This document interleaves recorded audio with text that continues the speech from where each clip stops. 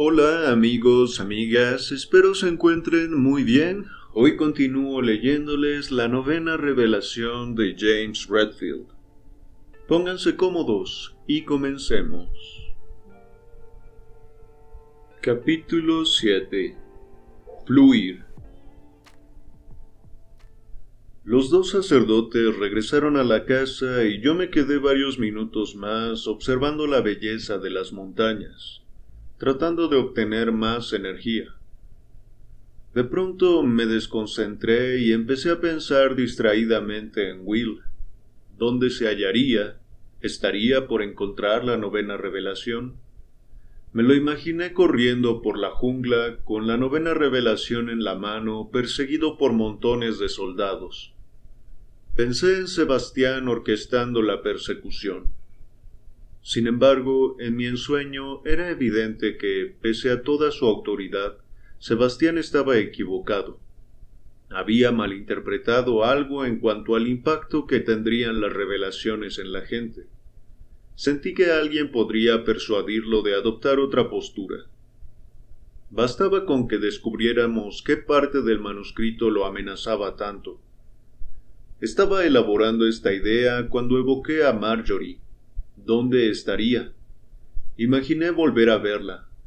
¿Cómo podía ocurrir? El ruido de la puerta de entrada que se cerraba me trajo otra vez a la realidad. Volví a sentirme débil y nervioso. Sánchez se me acercó. Su paso era rápido, resuelto. Se sentó a mi lado y me preguntó: ¿decidió qué va a hacer? Negué con la cabeza. No se lo ve muy fuerte, observó. No me siento muy fuerte.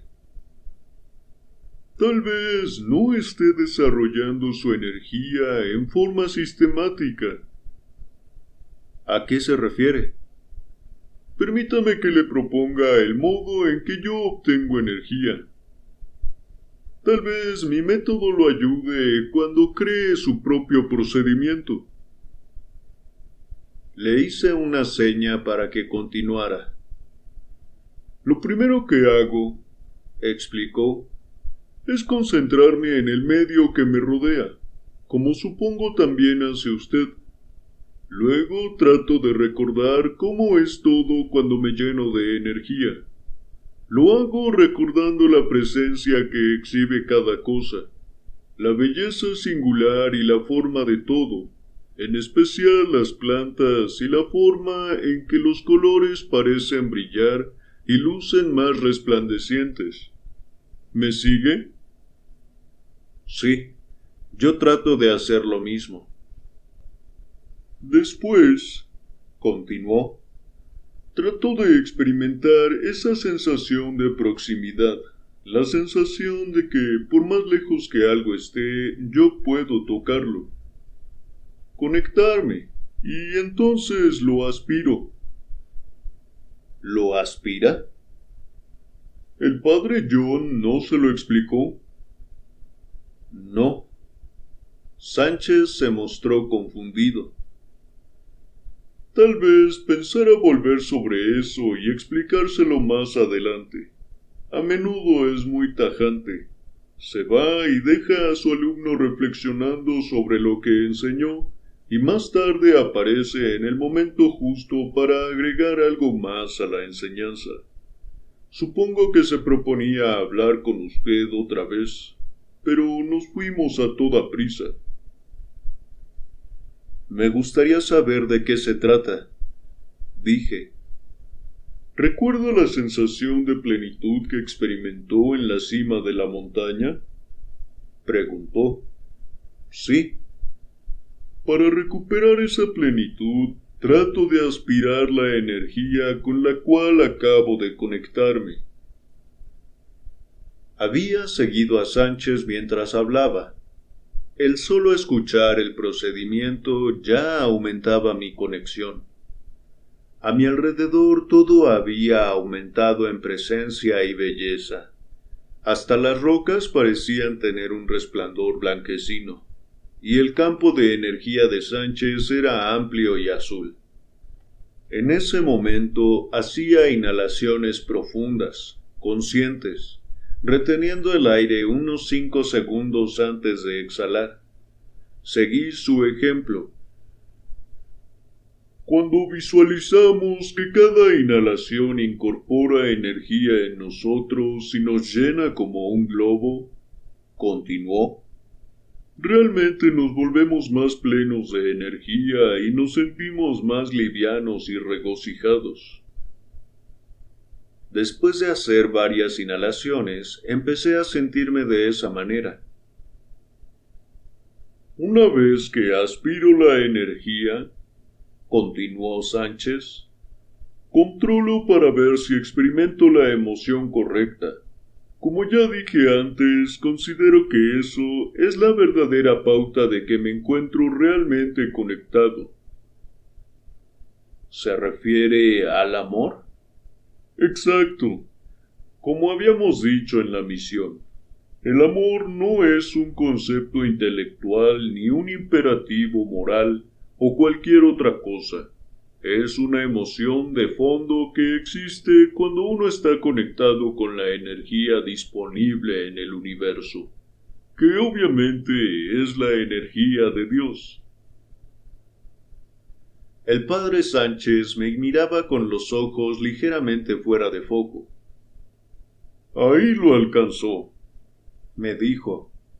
Ese es el nivel de energía que necesita tener. Estoy asistiéndolo un poco, pero ya está listo para mantenerlo solo. ¿Qué quiere decir con que me asiste? El padre Sánchez sacudió la cabeza. No se preocupe por eso ahora. Lo sabrá más adelante, con la 8ª revelación. El padre Carl salió de la casa y nos miró a los dos, como complacido. Al acercarse me miró. ¿No se decidió todavía? La pregunta me irritó. Luché contra la consiguiente pérdida de energía. No vuelva a caer en su drama. No se ponga distante, me advirtió el padre Carl. No puede evitar asumir una posición.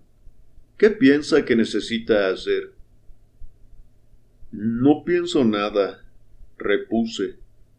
Ese es el problema. ¿Está seguro? Los pensamientos se sienten de otra manera una vez que uno se conecta con la energía. Lo miré perplejo. Las palabras que uno suele manipular en su cabeza en un intento por controlar lógicamente los hechos se detienen cuando se deja de lado el drama del control. Al llenarse con energía interior, entra en nuestra mente otro tipo de pensamientos, de una parte más elevada de nosotros mismos. Esas son las intuiciones. Se sienten de otra forma. Aparecen en el fondo de la mente, a veces en una especie de ensueño o minivisión, y nos llegan de modo directo, para guiarnos. Seguía sin comprender. Cuéntenos en qué pensó cuando lo dejamos solo hace un rato, dijo el padre Carl. No sé si lo recuerdo todo, respondí. Trate. Intenté concentrarme. Pensé en Will, creo, en la posibilidad de que estuviera cerca de hallar la 9ª revelación, y en la cruzada de Sebastián contra el manuscrito. ¿Qué más? Pensé en Marjorie. Me preguntaba qué le habría pasado, pero no entiendo de qué manera me sirve esto para decidir qué hacer. Permítame explicárselo, dijo el padre Sánchez. Cuando adquirimos suficiente energía, estamos listos para iniciar conscientemente la evolución, para hacerla fluir y producir las coincidencias que nos llevarán adelante. Iniciamos la evolución de una manera muy específica. Primero, como ya dije, reunimos suficiente energía. Luego recordamos el interrogante básico de cada uno en la vida, el que nos transmitieron nuestros padres, porque este interrogante nos proporciona el contexto general para nuestra evolución. Luego nos concentramos en nuestro camino descubriendo los interrogantes más inmediatos y pequeños que solemos enfrentar en la vida. Estos interrogantes siempre forman parte de nuestro interrogante más amplio y definen dónde nos hallamos actualmente en nuestra búsqueda de toda la vida. Una vez que somos conscientes de los interrogantes activos en este momento, siempre obtenemos algún tipo de dirección espiritual respecto de qué hacer o a dónde ir. Experimentamos presentimientos relacionados con el paso siguiente. Siempre. Si esto no ocurre, es porque tenemos en mente el interrogante equivocado. Mire, el problema en la vida no radica en recibir respuestas. El problema está en identificar los interrogantes actuales. Una vez que los interrogantes son los correctos, las respuestas siempre llegan. Después de tener una intuición respecto de lo que puede pasar a continuación, prosiguió, el siguiente paso consiste en estar muy atentos y vigilantes.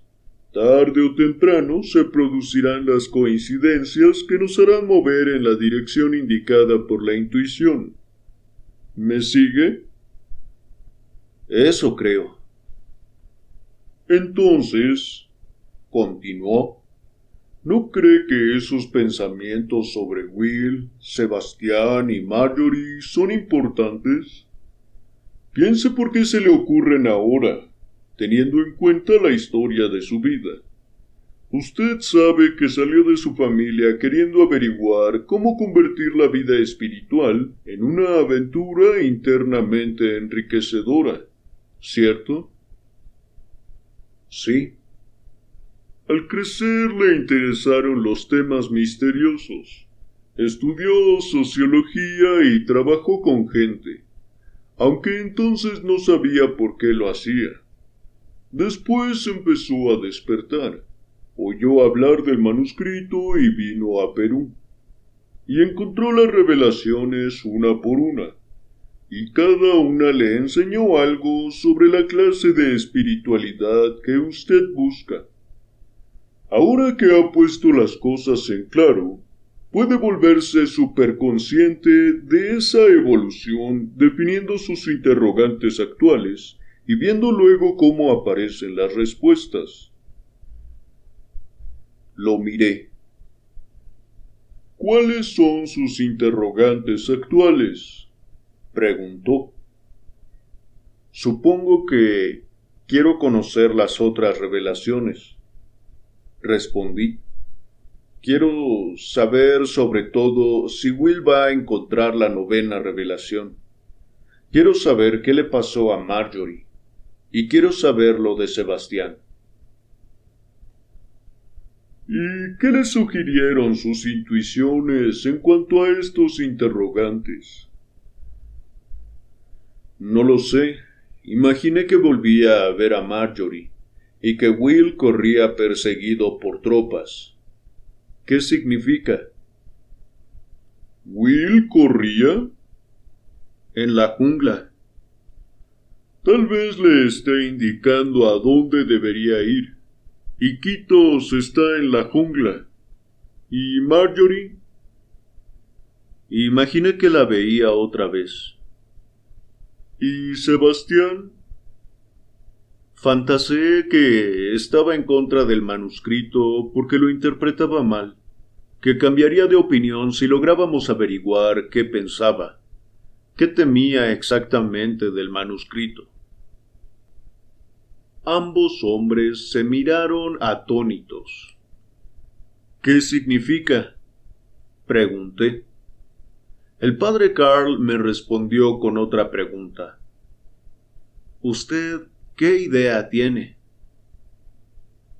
Por primera vez desde la experiencia de la montaña, empezaba a sentirme de nuevo lleno de energía y confianza. Los miré y dije, me parece que debería ir hacia la jungla para tratar de descubrir qué aspecto del manuscrito desagrada a la iglesia. El padre Carl sonrió. Exacto, puede llevarse mi camión. Asentí y fuimos los tres hasta el frente de la casa, donde se hallaban estacionados los vehículos. Mis cosas, junto con una provisión de alimentos y agua, ya estaban en el camión del padre Carl. El vehículo del padre Sánchez también estaba cargado. Quiero decirles algo, me atajó Sánchez. Recuerde parar todas las veces que sea necesario para reconectar su energía. Manténgase a pleno, permanezca en un estado de amor. Recuerde que una vez que alcanza ese estado de amor, nada ni nadie puede quitarle más energía de la que puede reponer. De hecho, la energía que fluye de usted crea una corriente que incorpora energía en usted al mismo ritmo. Nunca se agotará. Pero, para que funcione, debe ser consciente de ese proceso. Y esto es especialmente importante cuando interactúa con las personas. Hizo una pausa. Al mismo tiempo, como si le hubiera dado el pie, el padre Carl se acercó y dijo: leyó todas menos 2 revelaciones, la 7ª y la 8ª. La 7ª trata del proceso de la evolución consciente, de mantenerse alerta a cualquier coincidencia, a cualquier respuesta que el universo nos dé. Me entregó un grupito de hojas. Esta es la 7ª. Es muy corta y general. Continuó. Pero habla de cómo los objetos vienen a nosotros, de cómo algunos pensamientos aparecen como guía. En cuanto a la 8ª, la encontrará usted mismo cuando sea el momento. Explica cómo podemos ayudar a los demás cuando nos traen las respuestas que buscamos.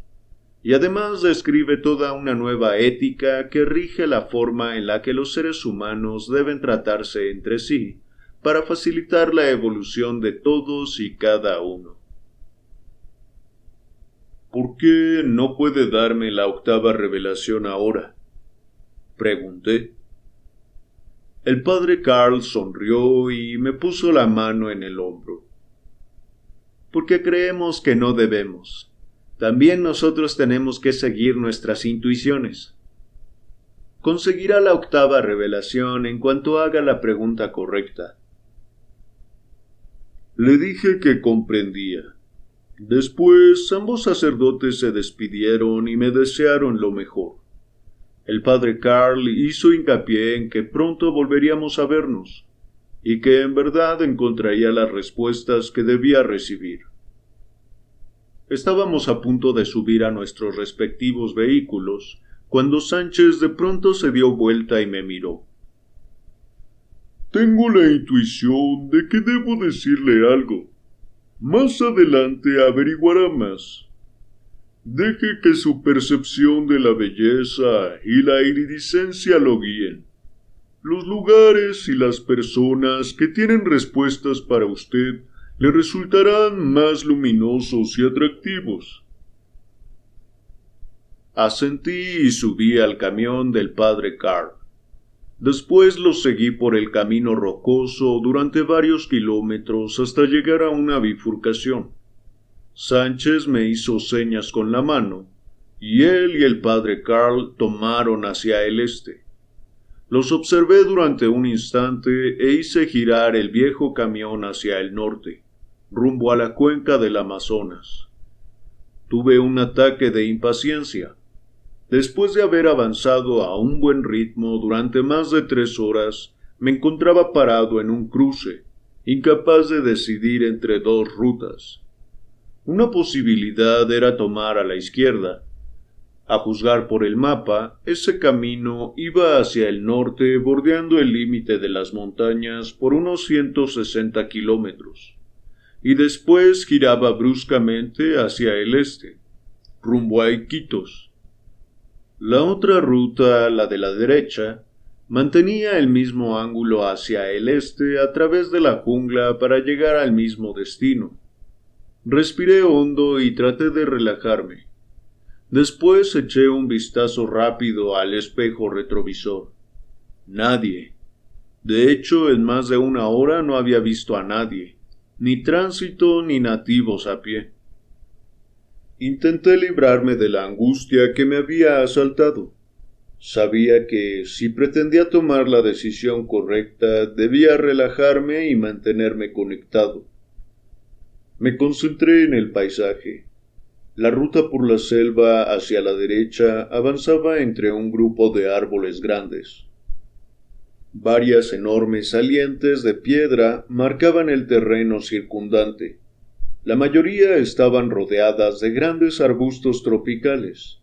La otra ruta, a través de las montañas, parecía comparativamente despojada. En esa dirección crecía un árbol, pero el resto del paisaje era rocoso, con muy poca vegetación. Volví a mirar hacia la derecha y traté de inducir un estado de amor. Los árboles y los arbustos eran de un verde exuberante. Miré a la izquierda y repetí el procedimiento. Enseguida noté una zona de pasto que bordeaba el camino. Las briznas eran pálidas y manchadas, pero las flores blancas, vistas en conjunto, creaban de lejos un esquema singular. Me pregunté por qué no habría visto las flores antes. Ahora casi parecían brillar. Amplié mi foco para incluir todo lo que había en esa dirección. Las rocas pequeñas y los pedazos de ripio resultaban extraordinariamente llenos de color, llamativos, matices ámbar y violeta, e incluso rojo oscuro recorrían todo el paisaje. Volví a mirar los árboles y los arbustos de la derecha. Si bien eran bellos, habían palidecido en comparación con la otra ruta. Pero, ¿cómo podía ser? Pensé. Al principio el camino de la derecha lucía más atractivo. Miré de nuevo a la izquierda y mi intuición se afirmó. La riqueza de forma y color me dejó pasmado. Convencido, puse en marcha el camión y tomé hacia la izquierda, seguro de lo acertado de mi decisión. El camino estaba lleno de rocas y baches. A medida que avanzaba, mi cuerpo se volvía más liviano. Mi peso se centró en mis nalgas. Tenía la espalda y el cuello derechos. Mis brazos sostenían el volante, pero no se apoyaban en él. Durante 2 horas manejé sin ningún incidente, comiendo cada tanto algo del canasto de comida que el padre Carl había preparado, y siempre sin ver a nadie. El camino subía y bajaba, serpenteante de una colina a otra. En la cima de una loma observé 2 autos viejos estacionados a mi derecha.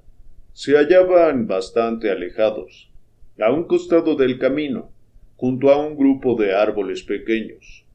Como no veía ningún ocupante, supuse que estaban abandonados. Más adelante, el camino giraba de golpe a la izquierda y bajaba en círculo hasta un ancho valle. Desde el pico alcanzaba a ver varios kilómetros más adelante. Frené el camión de golpe. Más o menos en la mitad del valle había 3 o 4 vehículos militares asentados a ambos lados del camino. Entre los camiones se veía un grupito de soldados. Me dio un escalofrío. La ruta estaba cortada. Di marcha atrás y estacioné el camión detrás de 2 rocas grandes. Bajé y regresé al promontorio para observar de nuevo la actividad en el valle. Justo salía un vehículo en la dirección opuesta. De pronto oí algo a mis espaldas. Me volví con rapidez. Era Phil, el ecologista al que había conocido en Vicente. Él se mostró igualmente sorprendido. «¿Qué estás haciendo aquí?», preguntó mientras se precipitaba hacia mí. «Trato de llegar a Iquitos», respondí. Tenía una expresión llena de angustia. «Nosotros también, pero el gobierno se ha vuelto loco con lo del manuscrito. Ahora intentamos decidir si nos arriesgamos a pasar la barrera. Somos 4». Hizo un gesto hacia la izquierda. A través de los árboles vi a varios hombres más. «¿Para qué vas a Iquitos?», me preguntó. «Me propongo encontrar a Will. Nos separamos en Kula, pero oí decir que podría haber ido a Iquitos para buscar el resto del manuscrito». Me miró horrorizado. «No debería hacer eso. Los militares prohibieron tener copias. ¿No supiste lo que pasó en Vicente?». «Sí, algo. Pero, ¿qué sabes tú?». «Yo no estaba, pero por lo que sé, las autoridades irrumpieron y arrestaron a todos los que poseían copias. Detuvieron a todos los huéspedes para interrogarlos. Se llevaron a Dale y a los otros científicos. Nadie sabe qué fue de ellos». «¿Sabes por qué el gobierno está tan alterado con este manuscrito?», pregunté. «No, pero cuando me enteré de lo riesgoso que se estaba poniendo el asunto, decidí volver a Iquitos para buscar los datos de mi investigación y después abandonar el país».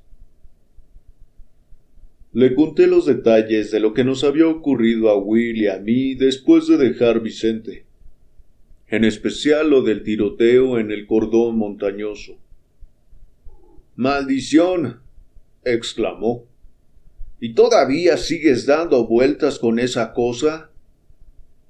La pregunta hizo tambalear mi seguridad, pero dije: «Mira, si no hacemos nada, el gobierno eliminará el manuscrito por completo. El mundo no podrá conocerlo. Y yo creo que las revelaciones son importantes». «¿Importantes como para morir por ellas?», preguntó. Nos distrajo el ruido de unos motores. Los camiones avanzaban por el valle hacia nosotros. «¡Oh, diablos!», maldijo. «Aquí vienen». Antes de que pudiéramos movernos, oímos el ruido de vehículos que se acercaban también del otro lado. «¡Nos tienen rodeados!», gritó Phil aterrado. Corrí hasta el camión y metí la canasta con comida en una valijita. Tomé los papeles que contenían el manuscrito y también los puse en la valija. Luego lo pensé mejor y los empujé debajo del asiento. Los ruidos se volvían más intensos, de modo que crucé el camino a la derecha, hacia donde se había dirigido Phil.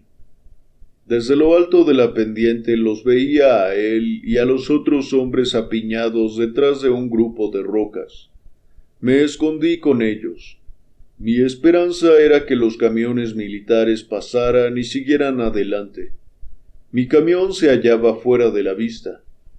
Ojalá pensaran, como yo, que los otros camiones estaban abandonados. Los camiones que se acercaban por el sur llegaron primero, y para nuestro gran horror se detuvieron. «¡No se muevan! ¡Policía!», gritó una voz. Nos quedamos helados cuando vimos que varios soldados se acercaban por detrás. Todos iban fuertemente armados y eran muy cautos. Los soldados nos registraron a fondo y nos quitaron todo. Luego nos forzaron a regresar al camino. Allí docenas de soldados revisaban los vehículos. Phil y sus compañeros fueron ubicados en uno de los camiones militares que arrancó rápidamente. Cuando pasaron a mi lado pude verlo. Estaba pálido y espectral. Me llevaron a pie en la dirección contraria y me ordenaron que me sentara en la cresta de la colina. Había varios soldados parados cerca, cada uno con un arma automática al hombro. Por último, un oficial se acercó y arrojó mis copias de las revelaciones a mis pies. Sobre ellas apoyó las llaves del camión del padre Carl. ¿Estas copias son suyas?, preguntó. Lo miré sin responder. Usted tenía estas llaves, dijo. Dentro del vehículo encontramos estas copias. Le pregunto otra vez, ¿son suyas? Creo que no voy a responder hasta no ver a un abogado, balbuceé. La observación dibujó una sonrisa sarcástica en la cara del oficial. Dijo algo a los otros soldados y se fue. Los soldados me llevaron a uno de los jeeps y me ubicaron en el asiento del acompañante. Otros dos se sentaron atrás con las armas listas. Más soldados subieron a un segundo camión. Luego de una breve espera, ambos vehículos se dirigieron al norte por el valle. Pensamientos angustiados me llenaron la mente. ¿A dónde me llevaban? ¿Por qué me había metido en semejante situación? Qué buena la preparación que los sacerdotes me habían dado. No había aguantado ni un día. En el cruce me había sentido tan seguro de estar eligiendo el camino correcto. Esta ruta era la más atractiva, no había duda. ¿En qué me había equivocado? Respiré hondo e intenté relajarme. Me pregunté qué sucedería. Alegaría ignorancia, pensé, y me presentaría como un turista engañado que no pretendía hacer ningún daño. Alegaría que me había topado con la gente equivocada. Déjenme ir a casa, pediría. Tenía las manos apoyadas en la falda, me temblaban levemente. Uno de los soldados que iban sentados atrás me ofreció una cantimplora de agua y la acepté, pese a que no pude beber. El soldado era joven y cuando le devolví la cantimplora sonrió sin rastros de malicia. Me cruzó por la mente la imagen de Phil aterrado. ¿Qué iban a hacerle? Se me ocurrió que el encuentro con Phil en esa colina había sido una coincidencia. ¿Qué significaba? ¿De qué habríamos hablado si no nos hubieran interrumpido?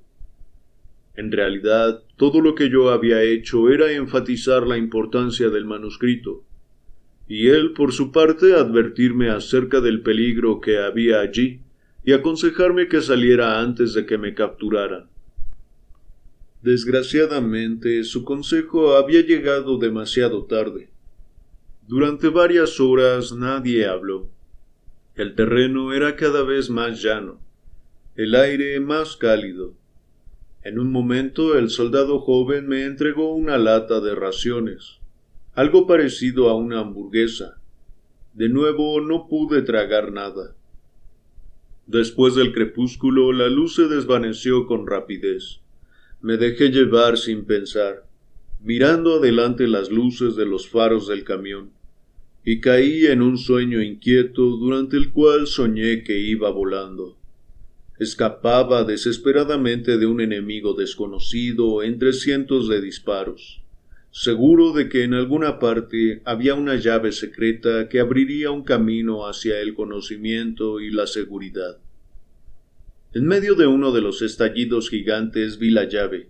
Me precipité para tomarla. Me desperté sobresaltado y transpirando profusamente. Los soldados me miraron nerviosos. Sacudí la cabeza y me apoyé contra la puerta del camión. Durante un rato largo miré por la ventanilla las sombras oscuras del paisaje, luchando contra el pánico. Iba solo y bajo vigilancia, rumbo a la oscuridad, y a nadie le preocupaban mis pesadillas. Alrededor de medianoche llegamos a un edificio grande de piedra, de 2 pisos, apenas iluminado. Caminamos hasta la entrada principal, pero seguimos de largo y entramos por una puerta lateral. Unas escaleras llevaban a un pasillo estrecho. Las paredes interiores también eran de piedra, el techo de troncos grandes y vigas irregulares. Iluminaban el camino unas bombitas colgadas del cielo raso. Pasamos por otra puerta e ingresamos en una zona de celdas. Uno de los soldados que había desaparecido nos alcanzó. Abrió una de las puertas de las celdas y me hizo señas de que entrara. Adentro había 3 catres, una mesa de madera y un florero. Para mi gran asombro, la celda estaba muy limpia. Al entrar, un joven peruano de no más de 18 o 19 años, parado detrás de la puerta, me miró con afecto. El soldado salió y cerró la puerta. Me senté en uno de los catres mientras el muchacho se acercaba para encender el farol de aceite. Cuando la luz le iluminó la cara, me di cuenta de que era indio. ¿Hablas inglés?, pregunté. Sí, un poco, respondió. ¿Dónde estamos? Cerca de Pul Kupa. ¿Esto es una cárcel? No, todos estamos acá por hacer averiguaciones sobre el manuscrito. ¿Cuánto tiempo llevas aquí?, pregunté. Me miró con sus tímidos ojos oscuros. 2 meses. ¿Qué te hicieron? Tratan de convencerme de que no crea en el manuscrito y de que convenza a todos los que tienen copias. ¿Cómo? Hablándome. ¿Solo hablándote? ¿Sin amenazas? Solo hablándome, repitió. ¿Te han dicho cuándo van a dejarte ir? No. Hizo una pausa y me miró con expresión inquisitiva. ¿Te atraparon con copias del manuscrito?, preguntó. Sí. ¿A ti también? Sí. Vivo cerca de aquí, en un orfanato. Mi director sacaba enseñanzas del manuscrito y me dejaba enseñarles a los chicos. Él logró escapar, pero a mí me atraparon. ¿Cuántas revelaciones viste?, pregunté. Todas las que se encontraron, repuso. ¿Y tú? Todas excepto la 7ª y la 8ª. Tenía la 7ª, pero no conseguí leerla antes de que aparecieran los soldados. El muchacho bostezó y me preguntó. ¿Dormimos? Sí, comenté distraído. Claro. Me acosté en mi catre y cerré los ojos. Mi mente estaba aceleradísima. ¿Qué debía hacer? ¿Cómo había dejado que me capturaran? ¿Podría escapar? Imaginé varias estrategias y situaciones hasta que al final me quedé dormido. De nuevo soñé en forma muy vívida.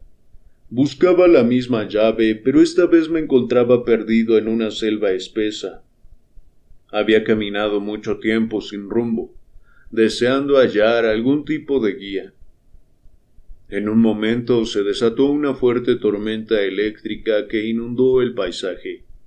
Durante el diluvio fui arrastrado barranca abajo y caí en el río, que fluía en sentido contrario y amenazaba con ahogarme.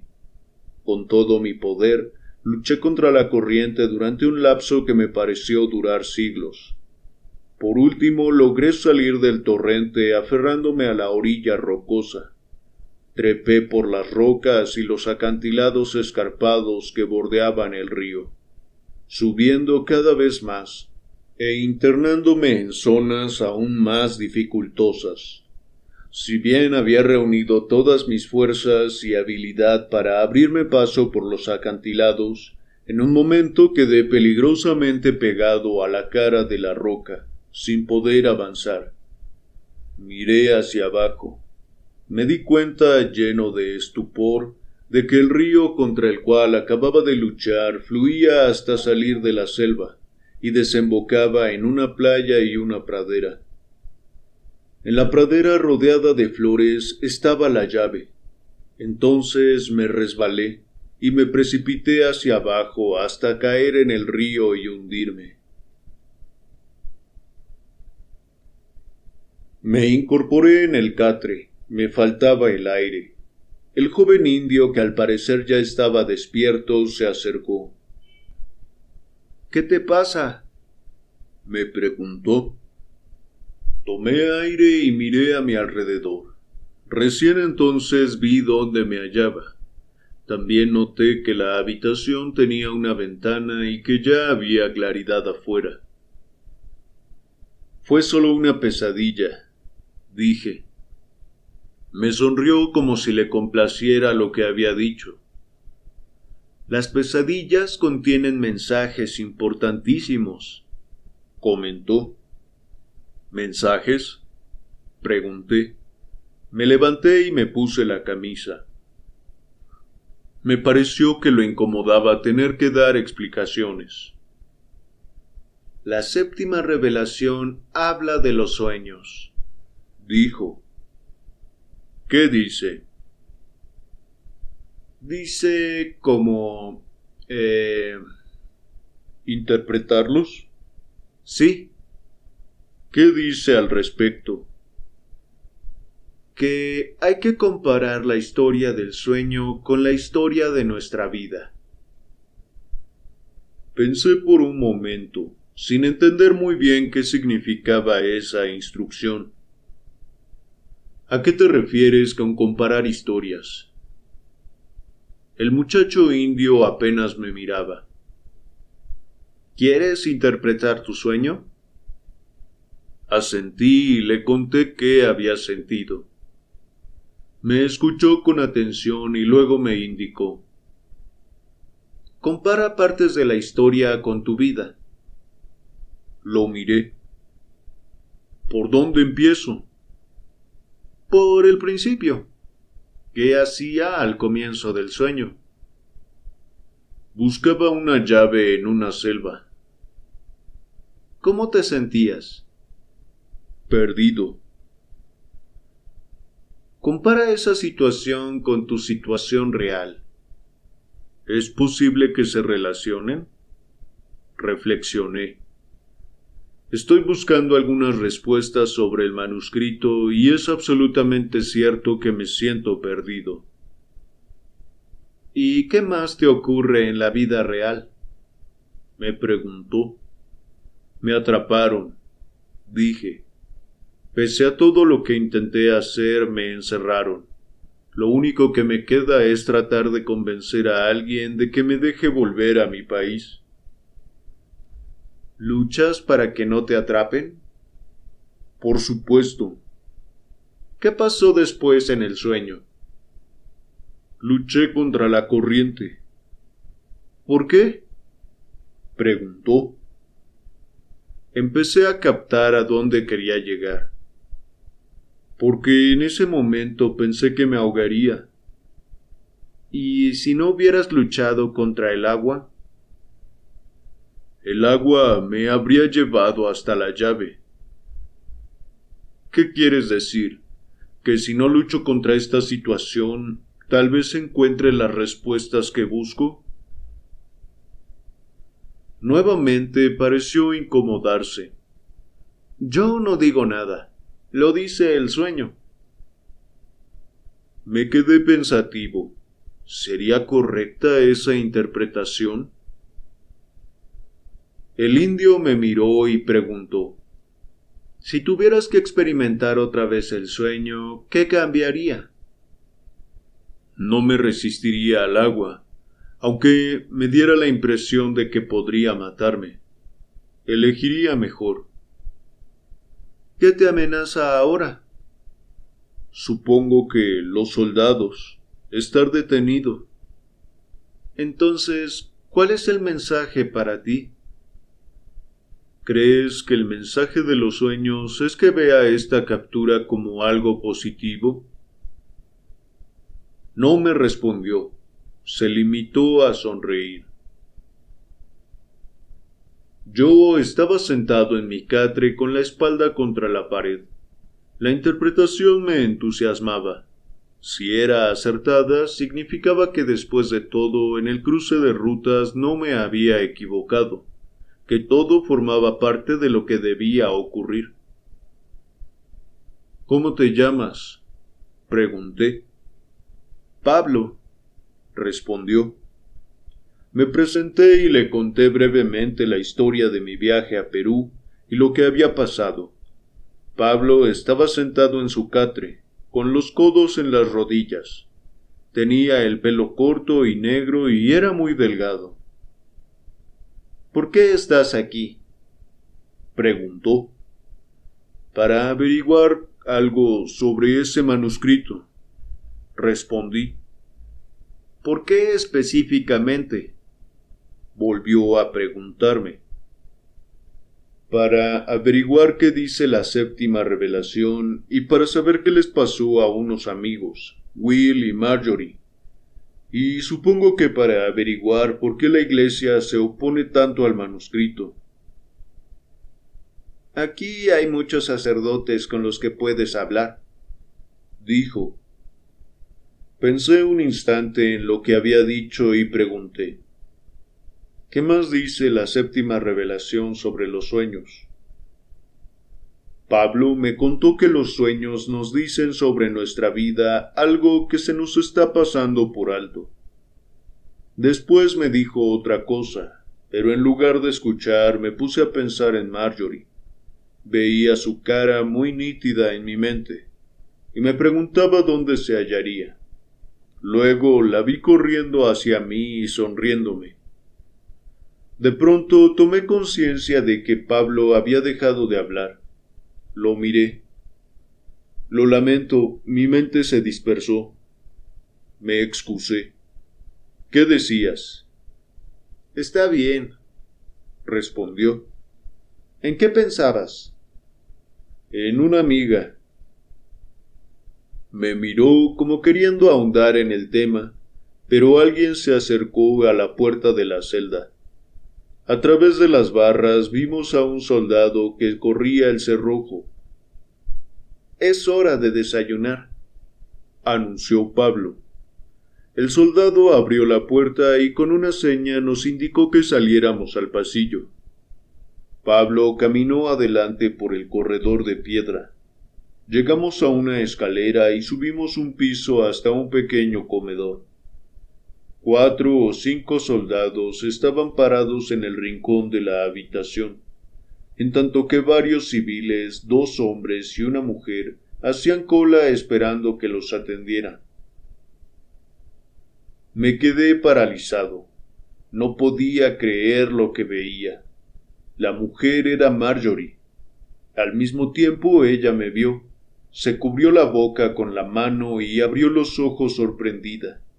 Eché un vistazo al soldado que se hallaba a mis espaldas. Caminaba en dirección a otros militares que estaban en el rincón, sonriendo, despreocupado, y diciendo algo en español. Seguí a Pablo, que atravesó el salón hasta el final de la cola. Estaban sirviéndole a Marjorie. Los otros 2 hombres fueron charlando con sus respectivas bandejas hasta una mesa. Varias veces Marjorie me miró, y nuestros ojos se cruzaron. Nos esforzábamos por no decir nada. Después de la segunda mirada, Pablo adivinó que nos conocíamos y me interrogó con los ojos. Marjorie llevó su comida a la mesa, y una vez que nos sirvieron fuimos a sentarnos con ella. Los soldados seguían hablando entre ellos, al parecer indiferentes a nuestros movimientos. ¡Qué alegría volver a verte!, exclamó Marjorie. ¿Cómo llegaste aquí? Me oculté un tiempo con unos sacerdotes, respondí. Después salí en busca de Will y me prendieron ayer. ¿Cuánto tiempo llevas aquí? Desde que me encontraron en la montaña, dijo. Noté que Pablo nos miraba intensamente y le presenté a Marjorie. Supongo que ella es Marjorie, observó.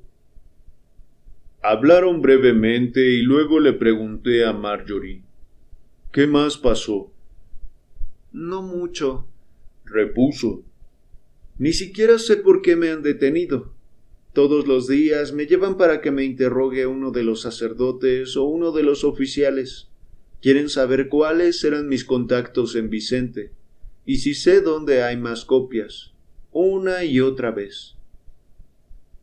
Marjorie sonrió y me pareció vulnerable, lo cual me hizo sentir otra vez una fuerte atracción hacia ella. Me miró de soslayo. Los dos nos reímos, callados. Hubo un lapso de silencio, en el que comimos. Luego la puerta se abrió y entró un sacerdote vestido formalmente. Lo acompañaba un hombre que parecía un oficial de alto rango. Ese es el cura director, me informó Pablo. El oficial dijo algo a los soldados que chasquearon los dedos para pedir atención. Y luego él y el sacerdote atravesaron el comedor en dirección a la cocina.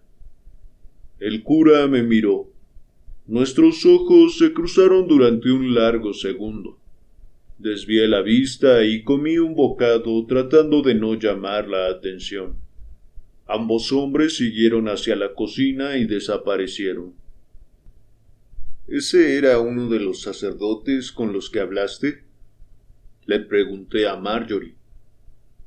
No, respondió. Nunca lo había visto. Conozco a ese sacerdote, dijo Pablo. Llegó ayer. Es el cardenal Sebastián. Me incorporé en la silla. ¿Ese es Sebastián? Parece que has oído hablar de él, comentó Marjorie. Sí, respondí. Es el principal responsable de la oposición de la Iglesia al manuscrito. Creí que estaba en la misión del padre Sánchez. ¿Quién es el padre Sánchez?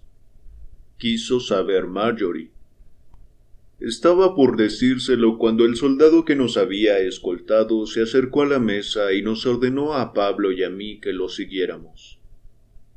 Hora de hacer ejercicio, murmuró Pablo. Marjorie y yo nos miramos. Sus ojos revelaban ansiedad interior. No te preocupes, la tranquilicé. Hablaremos en la próxima comida. Todo estará bien.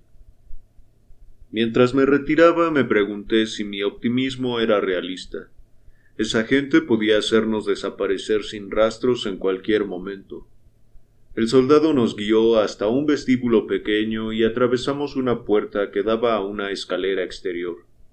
Bajamos a un patio lateral rodeado por un muro de piedra. El soldado se quedó en la entrada. Pablo me indicó que caminara con él bordeando el patio. Mientras lo hacíamos, Pablo se agachó varias veces para recoger algunas flores que crecían en canteros dispuestos junto a la pared. ¿Qué más dice la séptima revelación? Pregunté. Se agachó y recogió otra flor. Dice que no solo nos guían los sueños, también nos guían los pensamientos o los ensueños. Sí, el padre Carl me lo dijo. Cuéntame cómo nos guían los ensueños. Nos muestran una escena, un hecho, y eso es un indicio de que ese hecho podría ocurrir. Si prestamos atención, podemos estar listos para ese giro en nuestra vida. Lo miré. ¿Sabes, Pablo? Se me presentó la imagen de que vería a Marjorie. Y ocurrió. Sonrió. Me corrió un escalofrío por la espalda. Sin duda me hallaba en el lugar correcto. Había intuido algo que se había hecho realidad. Varias veces había pensado en volver a encontrar a Marjorie, y ahora sucedía. Iban produciéndose coincidencias. Me sentí más liviano. No me ocurre a menudo tener pensamientos que luego se hagan realidad, observé. Pablo miró a otra parte y después dijo: La séptima revelación dice que todos tenemos muchos más de esos pensamientos de los que creemos. Para reconocerlos debemos ponernos en posición de observadores. Cuando surge un pensamiento debemos preguntarnos ¿por qué? ¿Por qué se me ocurrió ahora ese pensamiento en particular? ¿Cómo se relaciona con mis interrogantes vitales? Ubicarnos en esa posición de observadores nos ayuda a liberar nuestra necesidad de controlarlo todo. Nos coloca en el flujo de la evolución. Pero, ¿qué pasa con los pensamientos negativos?, pregunté. Esas imágenes aterradoras de que va a ocurrir algo malo, como que alguien a que queremos resultara lastimado o que no lograremos algo que deseamos mucho. Muy simple, repuso Pablo. La séptima revelación dice que las imágenes de miedo deben ser frenadas en cuanto aparecen. Entonces hay que introducir en la mente otra imagen con un resultado bueno. Muy pronto las imágenes negativas casi dejan de surgir. Las intuiciones se remitirán, a partir de allí, a cosas positivas. Cuando después de esto aparecen imágenes negativas, el manuscrito dice que deben tomarse con mucha seriedad y no ceder a ellas. Por ejemplo, si se te ocurre la idea de que vas a sufrir un accidente en una camioneta y viene alguien y te ofrece dar una vuelta en camioneta, no aceptes. Habíamos completado una vuelta alrededor del patio y nos acercábamos al guardia. Cuando pasamos frente a él, ninguno de los dos habló. Pablo levantó una flor y yo respiré hondo. El aire era cálido y húmedo, y la vegetación del otro lado de la pared espesa y tropical. Había mosquitos. «¡Vengan!», gritó de repente el soldado. Nos hizo entrar y nos llevó hasta la celda. Pablo entró antes que yo y el soldado me bloqueó el camino. «Usted no», dijo. Luego me indicó que siguiera por el vestíbulo y saliera por la misma puerta por la que habíamos entrado la noche anterior. En el estacionamiento, el padre Sebastián subía en ese momento al asiento trasero de un auto grande. Un chofer cerró la puerta. Por un momento Sebastián volvió a mirarme. Luego se volvió y le dijo algo al chofer. El auto arrancó. El soldado me empujó hasta el frente del edificio.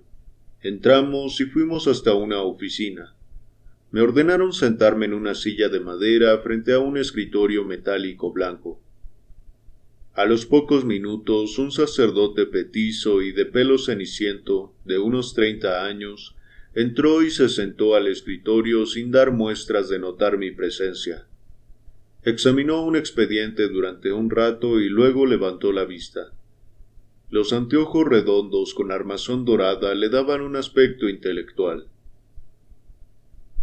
«Lo arrestaron con documentos públicos ilegales», dijo a quemarropa. «Estoy aquí para contribuir a determinar si el proceso está en orden. Apreciaría mucho su cooperación». Asentí. «¿Dónde consiguió las traducciones?» «No entiendo», contesté. «¿Por qué habrían de ser ilegales las copias de un viejo manuscrito?» «El gobierno de Perú tiene sus razones», replicó. «Por favor, responda a la pregunta». «¿Por qué está involucrada la Iglesia?», pregunté. «Porque el manuscrito contradice las tradiciones de nuestra religión», aclaró. «Deforma la verdad de nuestra naturaleza espiritual». «¿Dónde...?» «Mire», lo interrumpí. «Estoy tratando de entender.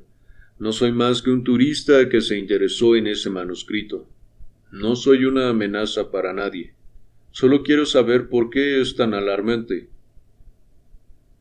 Me miró confundido como si intentara decidir la mejor estrategia para lidiar conmigo. Yo lo urgía conscientemente a darme detalles.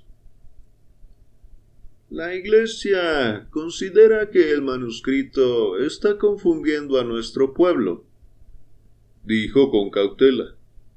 Da la impresión de que las personas pueden decidir solas cómo vivir, sin tener en cuenta las escrituras. ¿Qué escrituras? El mandamiento de honrar al padre y a la madre en primer lugar. ¿A qué se refiere? El manuscrito responsabiliza de los problemas a los padres, lo cual socava la familia. Pensé que hablaba de acabar con los viejos resentimientos. Lo contradije. Y de encontrar una visión positiva de nuestros primeros años de vida. No, replicó, es engañoso. Ante todo, nunca tendría que haber un sentimiento negativo. ¿Los padres no pueden equivocarse? Los padres hacen lo que pueden. Los hijos deben perdonarlos. Pero ¿no es eso lo que aclara el manuscrito? ¿El perdón no surge cuando vemos lo positivo de nuestras infancias? Alzó la voz con rabia. ¿Con qué autoridad habla ese manuscrito? ¿Cómo se le puede tener confianza? Rodeó el escritorio y se paró a mi lado, todavía enojado. Usted no sabe lo que dice, afirmó. ¿Es religioso practicante? Creo que no. Esa es una prueba evidente del tipo de confusión que genera el manuscrito. ¿No entiende que en el mundo hay orden solamente debido a la ley y la autoridad? ¿Cómo puede cuestionar a las autoridades en este asunto? No dije nada, lo cual pareció enfurecerlo aún más. Permítame decirle algo, siguió. El delito que cometió es pasible de años en prisión. ¿Alguna vez estuvo en una cárcel peruana? Su curiosidad yanqui ansía descubrir cómo son nuestras cárceles. Yo me encargo, ¿entiende? Yo me encargo. Se cubrió los ojos con la mano. Hizo una pausa respirando hondo, obviamente para tratar de serenarse. Estoy aquí para descubrir quién tiene copias y de dónde vienen. Se lo preguntaré una vez más. ¿Dónde consiguió sus traducciones? Su arrebato me había llenado de ansiedad. Con mis preguntas no hacía más que empeorar mi situación. ¿Qué podría hacer él si yo no cooperaba? No obstante, ¿cómo podía implicar al padre Sánchez y al padre Carl? Necesito tiempo para poder contestarle, repuse. Por un momento pensé que iba a darle otro ataque de furia. Luego se relajó y me dio la impresión de que estaba muy cansado. Le daré hasta mañana por la mañana, dijo, y le hizo una seña al soldado que estaba en la puerta de que me llevara. Seguí al soldado y fuimos directamente a la celda. Sin decir nada me dirigí a mi catre y me acosté, exhausto. Pablo miraba por la ventana con barrotes. ¿Hablaste con el padre Sebastián? Me preguntó. No, con otro sacerdote. Quería saber quién me dio las copias que tenía. ¿Qué dijiste? Nada. Le pedí tiempo para pensar y me dio hasta mañana. ¿Dijo algo sobre el manuscrito? Preguntó Pablo. Lo miré a los ojos y esta vez no bajó la cabeza. Habló un poco acerca de que el manuscrito socava la autoridad tradicional, dije. Después empezó a delirar y a amenazarme. Pablo me miró sorprendido. ¿Tenía el pelo castaño y anteojos redondos? Sí. Es el padre Costous, me informó. ¿Qué más le dijiste? No acepté eso de que el manuscrito socava la tradición, respondí. Me amenazó con mandarme a la cárcel. ¿Crees que lo decía en serio? No lo sé, repuso Pablo. Regresó a su catre y se sentó frente a mí. Presentí que él sabía algo más, pero yo estaba tan cansado y asustado que cerré los ojos. Cuando me desperté, Pablo me sacudía. «¡Hora de almorzar!», dijo. Seguimos a un guardia arriba y nos sirvieron un plato de carne llena de tendones con papas. Los dos hombres que habíamos visto más temprano iban detrás de nosotros. Marjorie no se hallaba con ellos. ¿Dónde está Marjorie?, les pregunté, susurrando. Ambos se horrorizaron de que les hablara y los soldados me miraron fijo. «No creo que hablen inglés», comentó Pablo. Me pregunto dónde estará mi amiga, murmuré. Pablo respondió algo, pero una vez más no lo oí. De repente sentí deseos de escapar y me imaginé corriendo por una calle y atravesando un portón hacia la libertad. «¿En qué piensas?», preguntó Pablo. Fantaseaba con una fuga, respondí. ¿Qué decías? «Espera», me cortó Pablo. «No ahuyentes tu pensamiento. Puede ser importante. ¿Qué clase de fuga?». Corría por un callejón o una calle, y después cruzaba un portón. Tengo la impresión de que lograba huir. «¿Qué piensas de esa imagen?», me preguntó. No lo sé, no parecía conectada lógicamente con el tema del que hablábamos. ¿Recuerdas qué era? Sí, me preguntaba dónde estará Marjorie. ¿No crees que hay una conexión entre Marjorie y tu pensamiento? No se me ocurre ningún vínculo obvio. ¿Y algún vínculo oculto? No veo ninguna conexión. ¿Cómo podría relacionarse una fuga con Marjorie? ¿Crees que ella se escapó? Se quedó pensativo. Tu pensamiento se refería a tu fuga. Sí, eso es, dije. Tal vez voy a escaparme sin ella. Lo miré. Tal vez voy a escaparme con ella. Yo diría más bien eso, opinó. ¿Pero dónde está? No sé. Terminamos de comer sin hablar. Tenía hambre, pero la comida era muy pesada. Por algún motivo me sentía cansado y aletargado. El hambre me abandonó enseguida. Noté que Pablo tampoco comía. Creo que debemos regresar a la celda, dijo. Asentí y Pablo le hizo señas al soldado para que nos acompañara. Cuando llegamos me estiré en mi catre y el indio se sentó mirándome. Tu energía parece baja, observó. Lo está, confirmé. No sé qué me pasa. ¿Estás tratando de incorporar energía?, preguntó. Creo que no, respondí. Y esa comida no ayuda. Pero no necesitas mucha comida si incorporas todo. Agitó el brazo para enfatizar todo. Ya sé, en una situación como esta me cuesta captar el amor que fluye. Me miró con ironía. Pero no hacerlo implica lastimarte a ti mismo. ¿Qué quieres decir? Tu cuerpo está vibrando en cierto nivel. Si dejas que tu energía baje demasiado, tu cuerpo sufre. Esa es la relación entre el estrés y la enfermedad. El amor es la forma de mantener la vibración alta. Nos conserva sanos. Así de importante es. Dame unos minutos, le pedí. Puse en práctica el método que me había enseñado el padre Sánchez. Enseguida me sentí mejor. Los objetos empezaron a adquirir presencia.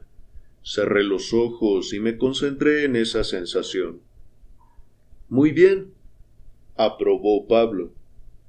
Abrí los ojos y me dirigió una amplia sonrisa. Tenía una cara y un cuerpo todavía aniñados e inmaduros, pero sus ojos lucían llenos de sabiduría. Puedo ver cómo entra en ti la energía, dijo. Detecté un ligero campo verde alrededor del cuerpo de Pablo. Las nuevas flores que había puesto en el florero de la mesa lucían radiantes.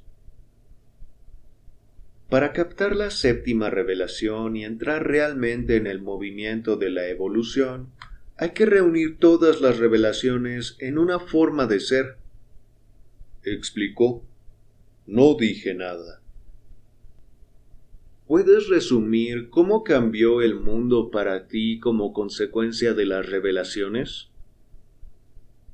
Reflexioné un momento. Supongo que me desperté y vi el mundo como un lugar misterioso que nos da todo lo que necesitamos si nos abrimos y recorremos el camino. ¿Y después qué pasa?, preguntó. Después estamos listos para emprender la corriente evolucionista. ¿Y cómo iniciamos ese proceso? Me quedé pensando. Manteniendo firmes en la mente nuestros interrogantes actuales sobre la vida. Contesté. Y luego buscando una dirección, ya sea a través de un sueño, un pensamiento intuitivo o la forma en que el ambiente se ilumina y se impone. Hice otra pausa tratando de reunir toda la revelación y agregué. Juntamos energía y nos concentramos en nuestras situaciones, en los interrogantes que tenemos. Luego recibimos algún tipo de guía intuitiva, una idea respecto de a dónde ir o qué hacer. Y luego se producen las coincidencias que nos permiten avanzar en esa dirección. Sí, exclamó Pablo. Esa es la forma. Y cada vez que esas coincidencias nos conducen a algo nuevo, crecemos, nos volvemos personas más plenas, existimos en una vibración más alta. Se inclinó hacia mí y noté la energía increíble que lo rodeaba. Resplandecía, ya no me parecía tímido, ni joven siquiera, estaba lleno de poder. Pablo, ¿qué te pasó?, pregunté. En comparación con la primera vez que te vi, pareces más confiado, informado y de alguna manera pleno. Se rió. Cuando llegaste, había dejado que mi energía se disipara.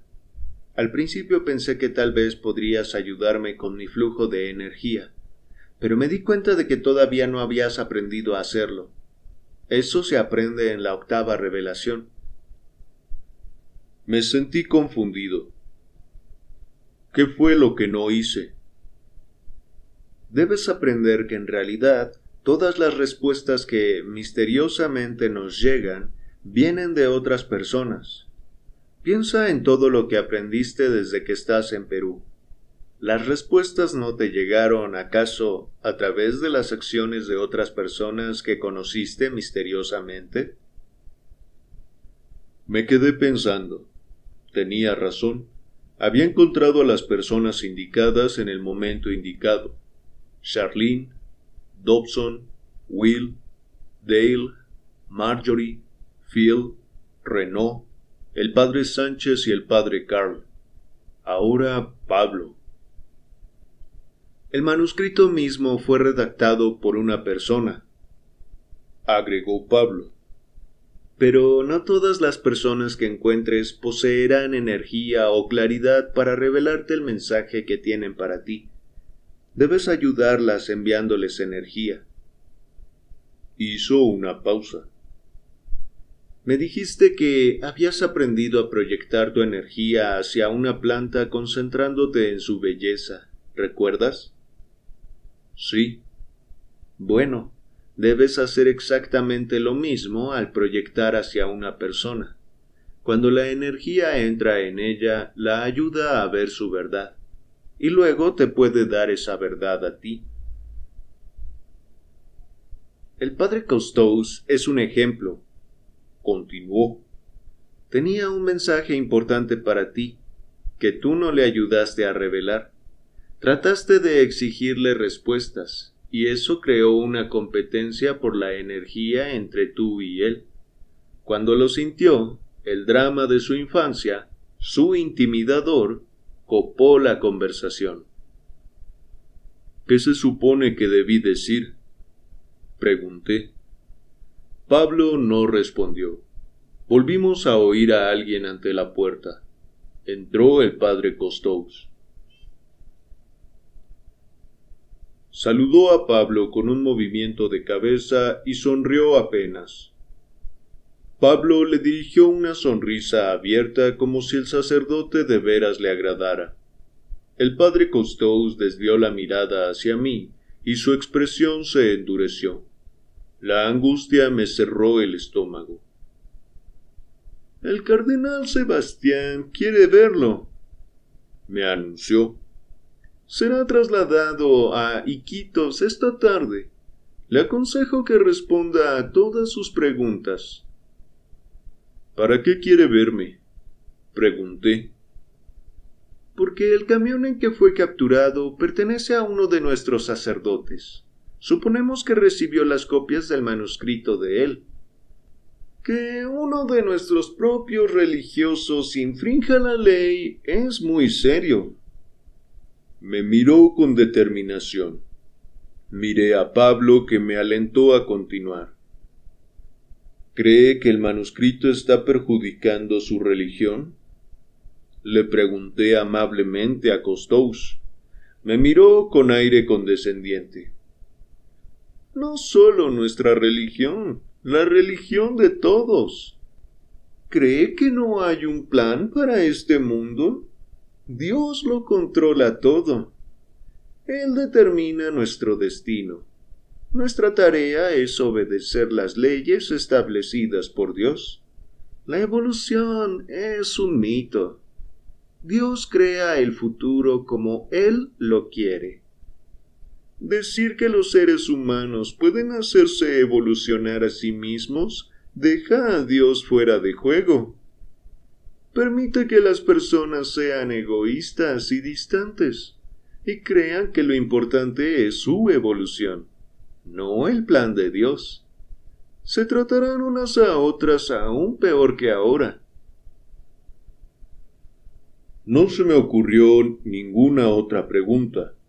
El sacerdote me miró un momento y me dijo casi con gentileza: «Espero que coopere con el cardenal Sebastián». Se volvió y miró a Pablo, evidentemente orgulloso de la forma en que había manejado mis preguntas. El indio se limitó a sonreír y mover la cabeza. El sacerdote salió y un soldado cerró la puerta. Pablo se incorporó en su catre y me miró con una actitud transformada, con una expresión llena de confianza. Lo observé un instante y sonreí. «¿Qué crees que acaba de pasar?», preguntó. Traté de mostrar sentido del humor. «¿Descubrí que mis problemas son más graves de lo que pensaba?». Se rió. «¿Qué más?». «No entiendo a dónde quieres llegar». «¿Cuáles eran tus interrogantes cuando llegaste aquí?». «Quería encontrar a Marjorie y a Will». «Bueno, encontraste a uno de ellos. ¿Cuál era tu otro interrogante?». Tenía la sensación de que estos sacerdotes estaban en contra del manuscrito, no por maldad, sino porque lo interpretaban mal. Quería saber qué pensaban. Por algún motivo tenía la idea de que lograría disuadirlos de su oposición. Al decir esto entendí de pronto a dónde quería llegar Pablo. Había conocido a Costous allí, en ese momento, para poder averiguar qué le molestaba del manuscrito. ¿Y cuál fue el mensaje que recibiste?, preguntó.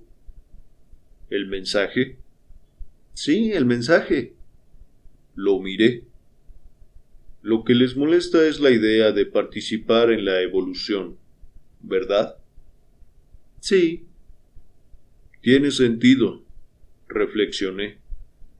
La idea de la evolución física ya es bastante mala, pero extenderla a la vida cotidiana, a las decisiones individuales que tomamos, a la historia misma, es inaceptable. Ellos creen que con esta evolución los seres humanos perderán todo el control, que las relaciones entre las personas van a degenerar. Con razón quieren eliminar el manuscrito. ¿Podrías convencerlos de lo contrario?, preguntó Pablo. No, quiero decir, yo mismo no sé lo suficiente. ¿Qué se necesitaría para poder convencerlos? Habría que conocer la verdad. Habría que saber cómo se tratarían los seres humanos entre sí si todos siguieran las revelaciones y evolucionaran. Pablo se mostró complacido. ¿Qué?, pregunté, sonriendo con él. La forma en que van a actuar los seres humanos es justo el tema de la siguiente revelación, la octava. Tu pregunta acerca de por qué los sacerdotes están en contra del manuscrito ya fue contestada, y la respuesta a su vez evolucionó a otra pregunta. Sí, concordé, absorto en mis pensamientos. Tengo que encontrar la octava. Tengo que salir de aquí. No te apresures tanto, me advirtió Pablo. Debes asegurarte de captar completamente la séptima antes de seguir adelante. ¿Crees que la capto?, pregunté. ¿Estoy en la corriente de la evolución? Lo estarás, aseguró. Si te acuerdas de tener siempre presentes tus interrogantes, hay personas todavía inconscientes que incluso pueden toparse con respuestas y ver coincidencias de manera retrospectiva. La séptima revelación se produce cuando vemos esas respuestas no bien se presentan. Ilumina la experiencia cotidiana. Debemos partir de la base de que cada hecho tiene significado y contiene un mensaje que de algún modo corresponde a nuestros interrogantes. Esto se aplica en especial a lo que solíamos llamar cosas malas. La séptima revelación dice que el desafío consiste en encontrar la parte positiva en cada hecho, no importa cuán negativo sea. Al principio pensaste que ser capturado había arruinado todo, pero ahora ves que debías estar aquí. Aquí aguardaban tus respuestas. Tenía razón. Pero si yo estaba recibiendo respuestas allí y evolucionando a un nivel más alto, sin duda Pablo hacía lo mismo. De pronto oímos que alguien venía por el pasillo. Pablo me miró con expresión seria y agregó: Escucha, no olvides lo que te dije. La octava revelación está cerca para ti. Tiene que ver con una ética interpersonal. Una forma de tratar a las personas de manera que se compartan más mensajes. Pero acuérdate de no ir tan rápido. Mantente concentrado en tu situación. ¿Cuáles son tus interrogantes? Quiero saber dónde está Will, dije, y quiero encontrar la octava revelación y encontrar a Marjorie. ¿Y cuál fue tu intuición rectora en cuanto a Marjorie? Pensé un momento. ¿Qué escaparía? ¿Qué escaparíamos? Oímos a alguien al otro lado de la puerta. ¿Y yo te transmití algún mensaje?, le pregunté a Pablo rápidamente. Por supuesto, respondió. Cuando llegaste, no sabía por qué me hallaba aquí. Sabía que tenía que ver con la transmisión de la séptima revelación, pero dudaba de mi habilidad. No creía saber suficiente. Gracias a ti, ahora sé que puedo. Ese fue uno de los mensajes que me trajiste. ¿Hubo algún otro? Sí, tu intuición de que los sacerdotes pueden ser convencidos de aceptar el manuscrito también es un mensaje para mí. Eso me hace pensar que estoy aquí para convencer al padre Costous. Cuando terminó de hablar, un soldado abrió la puerta y me hizo una seña. Miré a Pablo. Quiero decirte uno de los conceptos que menciona la próxima revelación, me susurró. El soldado lo miró y me tomó del brazo. Luego me hizo salir y cerró la puerta. Mientras me conducía, Pablo miraba a través de los barrotes. La octava revelación advierte algo, gritó. Advierte que tu crecimiento puede detenerse. Ocurre cuando te vuelves adicto a otra persona.